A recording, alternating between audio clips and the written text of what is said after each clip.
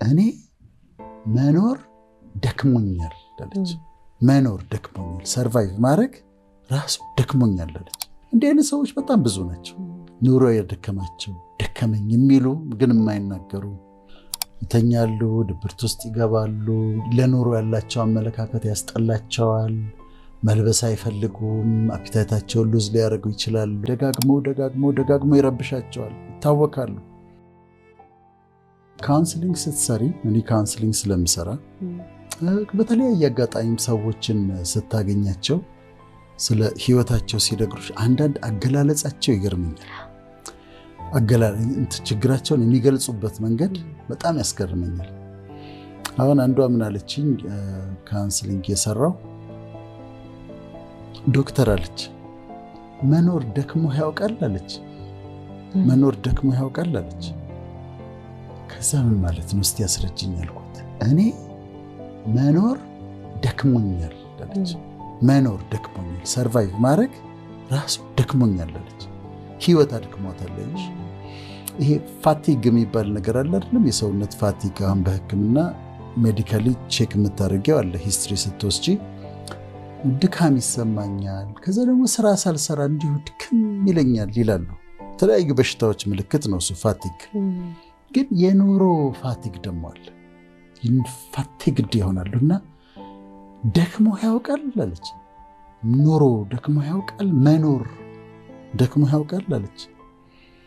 እና በጣም ተረዳኋት፣ በጣም ተገረምኩኝ። እና እንዲህ አይነት ነገሮች፣ እንዲህ አይነት አገላለጾች ያገኛለሁ። እዛሱ የበለጠ እንዳስብ ያደርገኛል፣ የበለጠ እንዳሰላስል እንዳነብ ያደርገኛል። ሌላው ሰው ደግሞ ምን አለኝ፣ የኔን ህይወት የሚገልጠው አንድ ቃል ነው አለ። ምንድን ነው አልኩት። መታከት አለኝ። መታከት ታውቃለህ አለኝ። ያው መታከት በቃ ታክቶኛል፣ ህይወት ታክቶኛል፣ ኑሮ ታክቶኛል፣ ስትራግሉ ህይወት ትግሉ አታክቶኛል እና እኔን የሚገልጽልኝ መታከት ነው አለ። እንዲህ አይነት ሰዎች በጣም ብዙ ናቸው።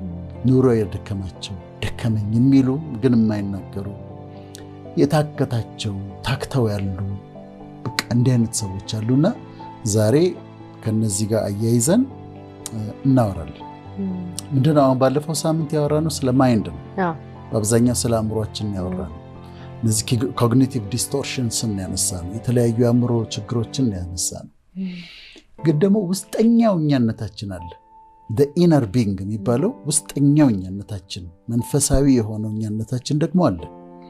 እሱ ነው ልብ እንደዚህ የምንለው እና ስለ እሱ ደግሞ ማውራት አለብንና የልብ ስብራት እናወራለን፣ የተሰወረ ሐዘን እናወራለን፣ መጨረሻ ላይ ደግሞ የተሰለቸ ኑሮ እናወራለን።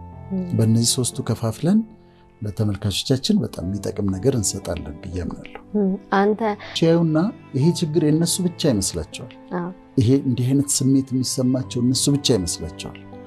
አሁን እቺ ሴት ከሷ የተለየ ማንም ሰው ይሄን ኤክስፒሪየንስ ያደርጋል ብላ አታስብ።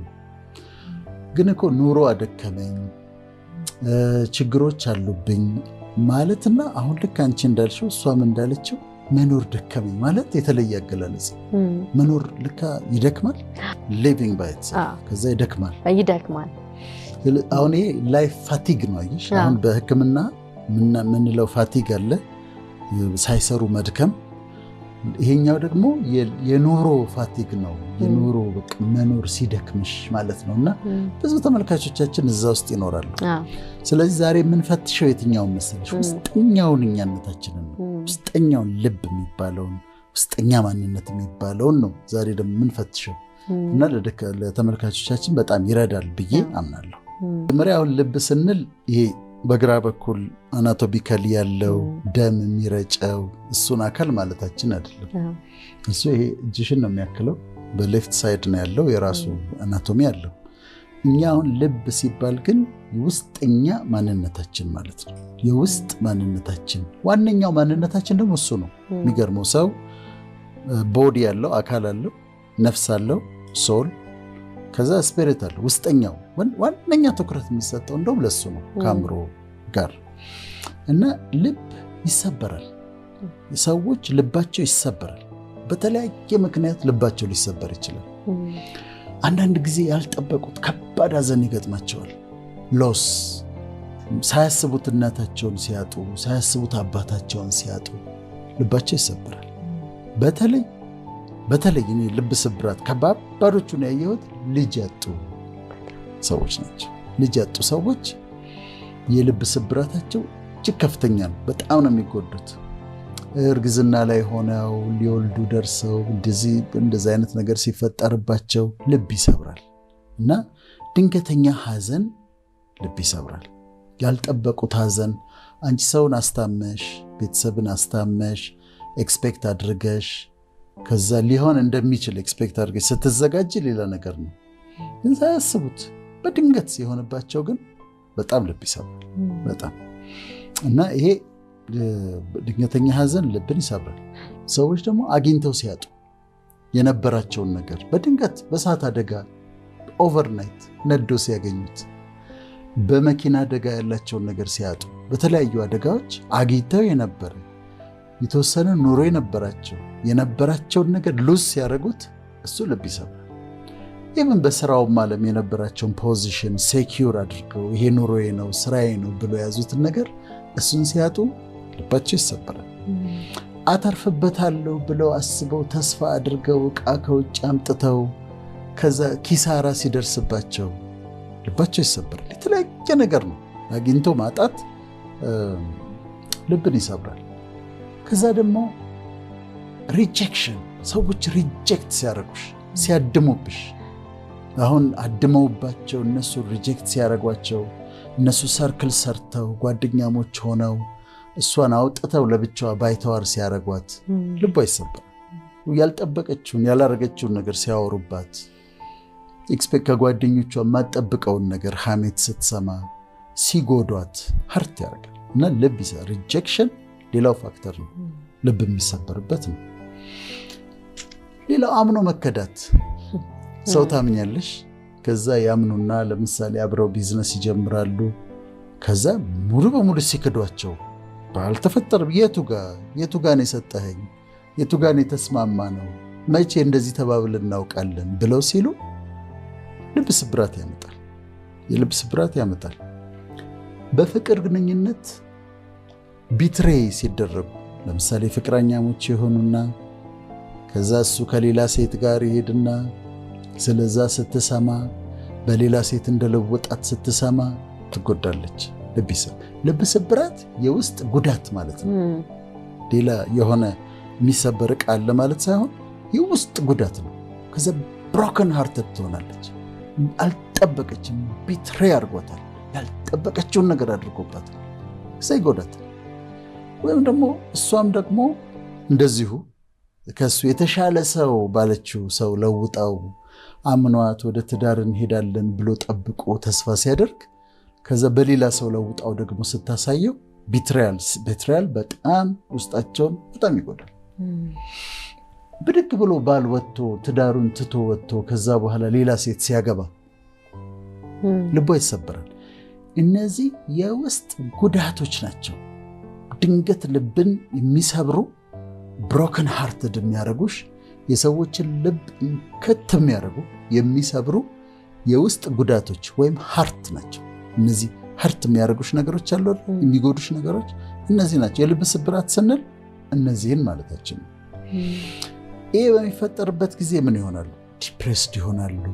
ልባቸው የተሰበረ ሰዎች ይጎዳሉ፣ ሐዘን ውስጥ ይገባሉ። ወይ ክብደት በጣም ሉዝ ያደርጋሉ፣ በጣም ይከሳሉ፣ ወይ ደግሞ በጣም ይጨምራሉ። እንደ ሀገሩ እንደ ሁኔታው ነው። ወይ በጣም ይጨምራሉ። በሽታን የመከላከል አቅማቸው በጣም ይቀንሳል። ልባቸው ውስጣቸው የተጎዳ ሰዎች በሽታን የመከላከል አቅማቸው በጣም ይቀንሳል። የተለያየ በሽታ ሊያጠቃቸው ይችላል። በዛ ጉዳት ውስጥ ሆነው የተለያየ በሽታ ሌላ ጊዜ ሊቋቋሙት የሚችሉት ኢሚዩን ሲስተማቸው ይዳከምና ከዛ በሽታ ያጠቃቸዋል፣ የበሽታ ይጎዳቸዋል። ኢንትሩሲቭ ቶትስ የሚባሉ አሉ። ሀሳቦች ያስቸግሯቸዋል። ሊረሱት ሲሞክሩ ይመጣባታል። የከዳት ሰው ይመጣባታል። ፒክቸሩ ይመጣባታል። የነበራት የፍቅር ግንኙነት ይመጣባታል እና ይረብሻታል። ደጋግሞ ይረብሻቸዋል፣ ይታወካሉ። ከዛ አይደንቲቲ ዲስኦርደር ይመጣባቸዋል። ግን እኔ ማን ነኝ? ምንድነው የተፈጠረው ነገር ግን ምንድነኝ ማንነኝ እንዴት እንደዚህ ተከዳው እንዴት ሪጀክት አደረጉኝ ሰርክል ሰርተው አምኜ እንዴት ተከዳው በሌላ ሰው እንዴት ለወጠኝ ደሞ ለምንስ ፈጣሪስ ደሞ ልጄ እንዳጣ አደረገ ለምን ፈቀደ የሚሉ ጥያቄዎች የአይደንቲቲ ደሞ ዲስኦርደር ያመጣሉ የማንነት ጥያቄ ያመጣሉ ከዛ የተለያየ አሁን ልብ ስብራት የተለያዩ ህመሞችን ያመጣል መከላከል አቅም ሲቀንስ ካልተጠነቀቅሽ እኔ በህይወት የገጠመኝን ልንገርሽ ፍቅር አንድ በጣም ሞደው ወዳጄ ነበር በጣም ጨዋ ሰው እንዴት አይነት ቀኝ እጄ ነበር ቸሬ ይባላል እና ቸሬ ድንገት ሚስቱ ተነስታ ከሀገር ጠፋች ቢፈልጋት የለችም 3 ወር ይመጣል ያወራኛል የት እንዳለች እኮ አላወቅኩም ይላል ይነግረኛል ሀዘኑ ይነግረኛል አጽናናው ሞክራለሁ ትገኛለች እለዋለሁ አንድ ቀን ደወለችለት ሚስቱ ደወለችለትና እንዴ ጠፍተሽብኝ እኮ እየጠበቅኩሽ ነው እኮ የት ነው ያለሽው መቼ ነው የምትመጪው አላት እኔ አንተ ጋር ተመልሼ ልመጣ አለችው እዛ ቤት ተመልሼ ልገባ አንተ ድሃ አለችው አንተ ድሃ እዛ መከራ ያለበት ቤት ነው ተመልሼ የምገባው ብላ በኑሮ ድሃ ብላ ሰደበችው ሲመጣ ትልቅ ሰው ነው ከኔም እድሜ ብዙ የሚበልጥ ነው 60ዎች ውስጥ ገብቷልና ሲመጣ ተሰብሯል የተሰበረ ሰው ያየሁት እሱ ነው አንድ ከተካየኋቸው በጣም ተሰብሯል እና በጣም ተሰብሯል ተጎድቷል እና ቸሪ ይሄን ነገር ተቀበለው አልኩት ተቀበለው ለታርጎ ምርጫዋ ከሆነ መሄድ ከፈለገ ትሄድ ማስተካከል የማይቻል ከሆነ ተቀበለው አልኩት ከጉዳቱ ውስጥ ሊወጣ አልቻለም በኋላ አስም ነበረበት አስሙ በጣም ተደጋጋሚ መምጣት ጀመረ አሁን አይሽ ከውስጥ ጉዳት ነው አስሙ በተደጋጋሚ ያጠቃው ጀመረ በተደጋጋሚ ካጠቃው በኋላ ያንን ባለችው በ2 ወር ከ15 ቀን ነው እንደዚህ ሞተ እኔ የሆነ ፕሮግራም ላይ ነበርኩ አስሙ ተነሳበት ጥቁር አንበሳ ሄደ ሌላ ሰው ሂዳይድ በምክንያት broken hearted ስለዚህ የልብ ስብራት ይሄን ያህል ሊጎዳ ይችላል ማለት ነው ፍቅር ውስጣቸው የተጎዳ ሰዎች አሉ አሁን ከነሱ ጋር ነው የምናወራው ውስጣቸው የተሰበረባቸው የተጎዳባቸው የውስጥ ህመም ላለባቸው ሰዎች ለነሱ ነው የምናወራው አንደኛ ብቻቸው እንዳይደሉ ሁለተኛ ደግሞ መፍትሄ እንዲያገኙ በማሰብ ነው ይተኛሉ ድብርት ውስጥ ይገባሉ ለኑሮ ያላቸው አመለካከት ያስጠላቸዋል መልበስ አይፈልጉም አፒታይታቸውን ሉዝ ሊያደርጉ ይችላሉ ግን እንዴት እንደሚጎዳቸው አይተው ከዛ ውስጥ እንዲወጡልን ነው አሁን የምንፈልገው ልባቸው የተጎዳ ሰዎች እንዲታከሙልን ነው የምንፈልገው ከዛ ውስጥ መውጣት አለብሽ ነው መልእክታችን ከዛ ውስጥ መውጣት አለብህ ነው ምክንያቱም ሲጠገን የተሰበረ ልብ ደግሞ ሲጠገን ልባቸው ተሰብሮ የተጠገነ ልብ ደግሞ ስታገኝ በጣም ድንቅ ነው የሚያስገርም በጣም የሚያስገርም ጉዳቱ ያማል ሰው ልቡ ይሰበር አንልም ተሰብረው የተጠገኑ ግን በጣም እግዚአብሔር የሚወደዋል ለሰው ውብ ናቸው የጃፓኒስ አርት አለ ጃፓኒስ አርት ምንድነው አሁን ብርጭቆ ይሰበራል አይደል አሁን ብርጭቆ ሲሰበር አይጥሉትም እንትኑ ይጠገናል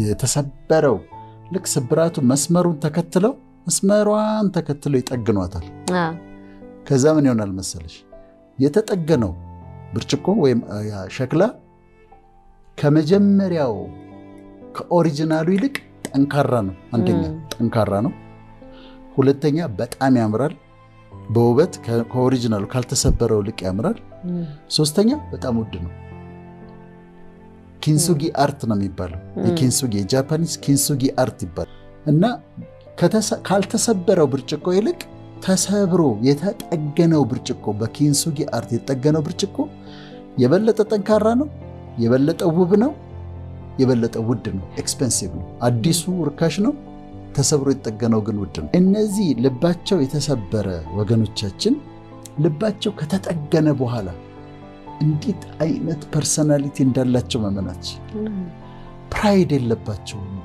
ሊኮሩ አይችሉም ሀምብል ናቸው ስብር ያሉ ናቸው ፍቅር የተሞሉ ናቸው።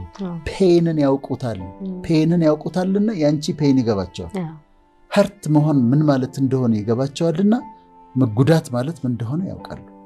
ስለዚህ ሲጠገኑልን፣ ልባቸው ሲጠገንልን፣ ካሉበት ሲወጡና ሲጠገኑ የበለጠ ውድ፣ የበለጠ ውብ፣ የበለጠ ጠንካራ ነው የሚሆኑት። ለብዙ ሰዎች መጽናናት እና እኔ ሰዎችን አይቼ ፍቅር ተሰብረው እንደነበረ በህይወታቸው ስብራት ገጥሟቸው እንደነበረ ተሰብረው የተጠገኑ እንደሆነ ማወቅ ይችላሉ።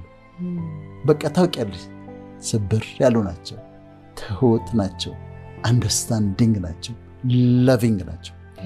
እና የልብ ስብራት ይሄ ነው እና በጣም በጣም ድንቅ ነገር ነው ማለት ሲፈወሱ ሲድኑ አሁን ካሉበት ፔን ሲወጡ በጣም ድንቅ ሰዎች ነው የሚሆኑት። ፍቅር ቢትሬ ተደርጋ ከዛ ልቧ ተሰብሮ ድና ያለች ሴት ልዩ ነች። ያለውን አግኝቶ ያጣውን ነገር ደግሞ መልሶ ያገኘ ልቡ የተጠገነ ሰው ልዩ ናቸው። በጣም ነው የምወዳቸው ምክንያቱም ባህሪያት ነው። ፍቅር በደንብ ያልፋል፣ የሚያመሰግኑበት ጊዜ ይመጣል። ፕሮሰሱ ደግሞ እንዴት ይጠቅምሻል መሰለሽ? እኔ ለምሳሌ በተፈጥሮዬ አይ ቲንክ ትሁት ነኝ ይመስለኛል። ያው ስለ ራስ ስለማይወራ በተፈጥሮዬ ትሁት ነኝ።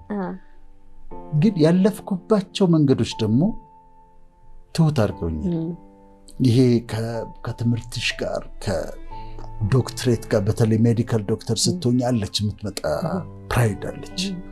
ከሱ ጋር የሚመጣ ከትምህርትሽ ብዛት ጋር የሚመጣ ከሌሎች የተለያዩ ነገሮች ጋር የሚመጣ ፕራይድ አለ። እኔ ግን ያለፍኩባት መንገድ ያቺ ልቤ የተሰበረችባት ቦታ አንድ ጊዜ አይደለም፣ አንድ ሁለቴ ሶስቴ እኮ ሊሆን ይችላል። እሷ ጋር ሲሰብርሽ ተመልሰሽ ልትኮሪ አትችይም። እኔ በፊትም ኩራተኛ ነኝ ብያለሁ፣ ግን እንዳትኮሪ ነው የምትሆኝ። ውስጥሽ ተሰብሯል። በኪንሱጊ አርት ተመልሶ ተጠግኖ ነው እንጂ ያ የተሰበረ ልብ ምልክቱ አለ። ግን ተመልሶ ሲጠገን ስታየው ሀምብል ትሆኛለሽ፣ ሰው አክባሪ ትሆኛለሽ፣ ትሁት ትሆኛለሽ። ሌሎችን ከፍ የምታደርጊ ራስሽን ዝቅ የምታደርጊ ሆን ብለሽ ማለት ነው በትህትና የምታደርጊ ትሆኛለሽ። እሱ ብቻ አይደለም፣ ሰዎችን አንደርስታንድ ታደርጊያቸዋለሽ። እኔ አሁን እነዛ ያለፍኩባቸው ሰብረውኛል፣ በውስጥ በኩል ማቀልብሰውኛል እምላቸው ነገሮች ስለነሱ እኔ በጣም አመሰግናለሁ። ለምንድን ነው አሁን ሰዎች እረዳቸዋለሁ። አሁን ተሽቀርቅራ መታ ስለ ችግሯ ምናምን ስታወራኝ እንደፈልጋለሁ እንደ ቤተሰበረ ልብ ካለ ያለው በውስጥ የተደበቀ ማቅ ካለ ቼክ አደርጋለሁ። ሰዎች ቸገረኝ ሲሉሽ ይገባሻል። አሁን ትላልቅ ኑሮ ያላቸው ልክ 2-3 V8 መርሰዲስ BMW ምናምን ግቢያቸው ውስጥ ያቆሙ ግራውንድ ፕላስ 3 ቤት ያላቸው ትልቅ ቤት ያላቸው ሀብት በጣም ያላቸው መልታይ ቢሊዮነር የሆኑ ሰዎች ታገኛለሽ። ካውንስል ስታደርጊ ሀዘን አለባቸው ውስጣቸው የተደበቀ እና ምንድነው አንተ ደግሞ የምታዝነው እዚህ ውስጥ እየኖርክ እንዲህ አይነት መኪና እየነዳህ ቢሊዮነር ሆነ ሁሉ ነገር በእጅ አትያቸው። ለምን የአንደርስታንድ ይገባሻል። ልብ ስብራትን ማለት እንደሆነ ይገባሻል። የትም አይነት ግራውንድ ፕላስ 3 ቤት ውስጥ ተቀምጠው BMW እየነዱ V8 እየነዱ የውስጥ ጥቁር ልብስ ሊኖር እንደሚችል ትረጃቸዋለሽ እንጂ አይተሽ አሁን አንቺ ደግሞ ምን ቸግሮሽ ነው ደግሞ እንደው ለሌሎች ውስጥ ልቀቂ መንገድ አትያቸው። እና ይሄ ነው ግን መታከማል። ልባቸው መጠገን አለበት። እንደነገርሻቸው አንቺ ይሄ ያልፋል፣ በኋላ የምስጋና ምክንያት ይሆናል። ይሄ ልብ ስብራት ይጠገናል፣ በውስጥ ያለው ማቅ ይቀደዳል። ህይወት የምታስተምርሽ ትምህርት የህይወት ሌሰን ከሁሉም ይበልጣል። ህይወት ያስተማረቻቸው ሰዎች ደግሞ የኖሩት ስለሆነ ለሌላ ሰው ሲናገሩ ለሌላ ሰው ሲያወሩት ይገባል። ካላለፍሽበት አሁን ምንም መከራ ምንም ያላየ ሰው ስብራትን የልብ ስብራትን ኤክስፒሪየንስ ያላደረገ በውስጥ በኩል የተለበሰ ማቅን ከዚህ በፊት ያላየ ሰው አንብቦ ይሄንን ቢያወራው አይገባም። ሰው ልብ ጋር አይደርስም። ኖረሽበት ከሆነ ግን ይገባል።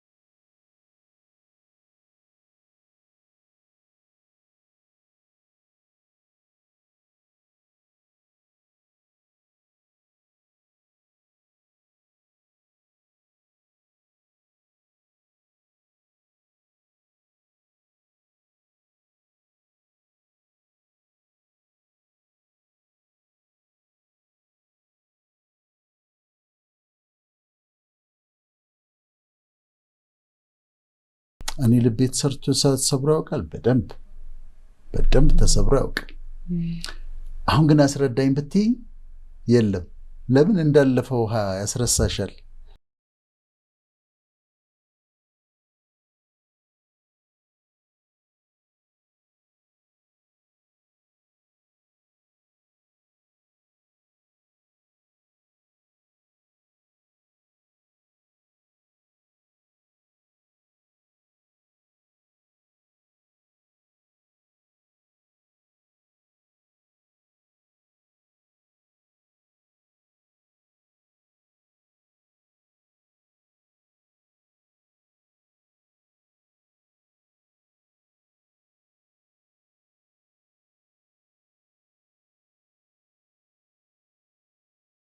አሁን ያሉበት ሀዘን አለ አይደለም? አሁን ያሉበት የልብ ስብራት አለ አይደለም? የሚያልፍ አይመስላቸውም። እንዳለፈ ውሃ ትረሻዋለሽ።